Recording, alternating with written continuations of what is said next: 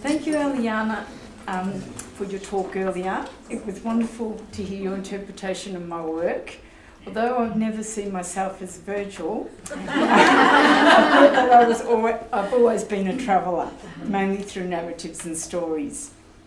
The title of this talk, Parole, viaggianti, Travelling Words, summarises to me the core of my work and the importance of narrative and storytelling through travelling.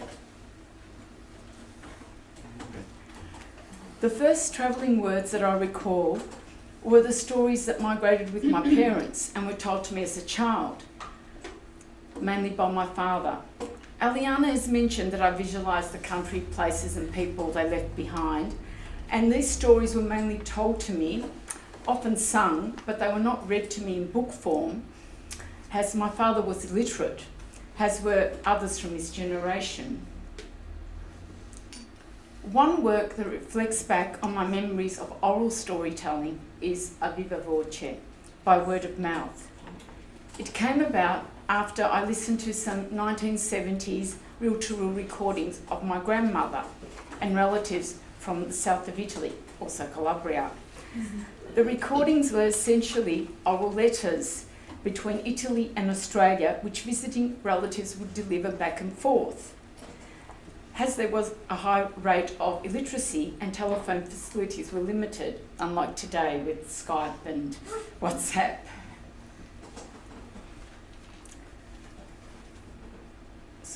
The sound recording provided an important means of staying connected across, distance. One of the voices on the recording was my grandmother, who I never met, but I know her voice. The text used is taken from the conversations in dialect, and the space between the text-filled profiles is the blue of sky and sea, the distance between us. The print is accompanied by sound installation of a short edited digital recording taken from the original. My work constantly uses Tex's image, and the text is mainly Italian. I use poetry, literature, Latin, and inscriptions found on buildings. My latest series of work has been looking at music as storytelling, and in particular, the operas and madrigals of the Baroque composer Claudio Monteverdi. My interest in opera began with an Arts Centre commission in 2011. When I began looking at the operas, I felt a connection with Monteverdi's La Coronazione di Pompeia, the coronation of Pompeia, because it was set in Roman times and it's an actual historical event. I chose the duet scene at the end, Per ti mero, per ti godo. I adore you, I possess you. I was attracted to the drama of the story, and here you have Nero and Pompeia coming out of the arches, declaring their love and devotion. It's on a stage-like setting after Nero has just eliminated his wife to make Pompeia queen. It was a real performance. In 2012, I was awarded a State Library Victoria Creative Fellowship to look at music as storytelling through material available at in the State Library's collections. This gave me an opportunity to look more deeply into Monteverdi's music and sources. I was particularly interested in researching some of the writings and poetry that Monteverdi used himself and the early poets who inspired his madrigals, including the 16th century poet and philosopher Pietro Bembo, and his ideas of word painting and music. In my research, as Eliana mentioned, I looked at an early rare edition of Toccato Tasso's epic poem La Gerusalemme Liberata, Jerusalem Delivered, as a source of some of the poetry that Monteverdi used as lyrics to create his madrigal Il Compimento di Tancredi e Clorinda. I created my own shrine for the lovers. Madrigals can be seen as very short operas, and I focused on Monteverdi's 8th book, Guerra e Amore, War and Love. I wanted to create a new visual narrative from the words and lyrics of his madrigals. I was also looking at the 18th century engraver Giovanni Battista Piranesi. The State Library has a large collection of Piranesi's prints from the views and ruins of Rome.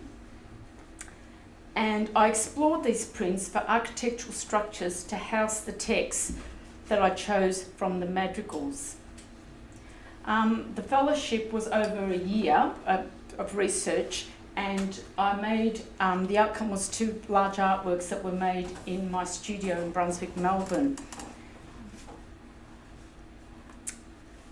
The 2 large pieces I made for the fellowship were Guerra e Amore, and were also exhibited at the State Library during Colin Holden's exhibition, Rome, Piranesi's Vision. The work outside here in the foyer in the exhibition here is called Gira, and is also based on the words of Monteverdi's madrigal, Gira il nemico insidioso. Here the narrator is protecting the citadel from love. The enemy is circling the tower and trying to break in to capture the heart. I've created my own fortress to protect it. One of my final works of my Consone series was created in Venice when I was invited for residency at La Scuola Internazionale di Grafica in 2015. And this allowed me to explore the city where Monteverdi lived during the last decade of his life and wrote his final operas. One of the works to come out of the residency was Il Ritorno, based on Monteverdi's opera Il Ritorno di Ulysses in Patria, the story of Ulysses' return to his homeland and wife after many years away at the Trojan Wars. This was one of his final operas, written and performed in Venice, and this is my homage to him. Here I've constructed a double arch bridge to make reference to the twin movement of departure and return, and also reference the bridges of Venice and how bridges can connect people. Travelling and residencies have had an important role in the shaping of my ideas. When travelling, I mainly focus on the architecture, history and culture of the space I'm visiting. One of my most recent and challenging residencies have been, including an exhibition, have been in Hong Kong in 2017. The Legendary Pulp project was organised by the Hong Kong Open Print Shop, and I was required to produce a large installation of work in response to the local environment and culture. This was my first experience in an Asian city. I saw similarities that were familiar to both the country my parents migrated from, Italy, and where I lived in Australia. I was interested in the commonalities between cultures over time. I became interested in exploring the songs of the sea, which I discovered were traditional haka folklore songs sung from fishing boats across water, a form of serenade and courting. And it reminded me of La Strina, also a form of serenade song, but on land, that I heard sung and participated in when I visited Calabria as a teenager. I created a large piece, 9 metres in length, resembling the sea of words, that visualises the spoken word across the water and land. Using hand-printed lino cuts on paper, I fragmented, combined and intertwined the original text from the Hong Kong boat songs, La Strina lyrics, and the English translations. I also felt parallels with my own culture when the temples that I visited represent a strong sense of hope and the focus on both the future and the past. The wishes and dreams that I saw suspended in the incense-filled temples moved me to make a response, as did the urban landscape. From the water, you feel the presence of the urban density layered from skyscrapers, street signs, and the vibrant commercial life of the city.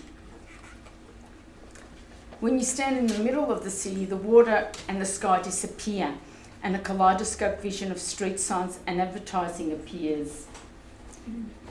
The layers of the architectural structures and signs merge together and form a new landscape. And unfortunately, there's not enough time to show you my videos, which document some of my residencies and art practices, but there are some links that you can look them up. They're available on YouTube. So, thank you.